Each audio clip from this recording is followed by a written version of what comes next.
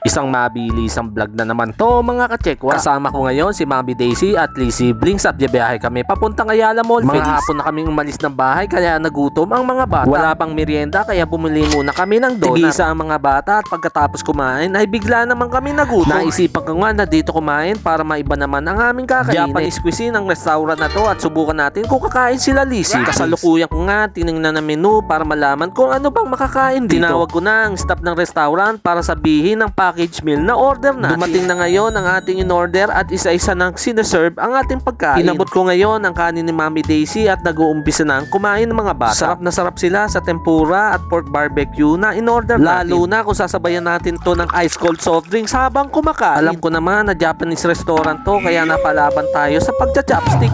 A few moments later. Natapos na nga kami kumain at binayaran ko na rin ang hanggang dito na lang. Maraming salamat sa panonood at kita-kita tayo sa mga susunod naming vlog.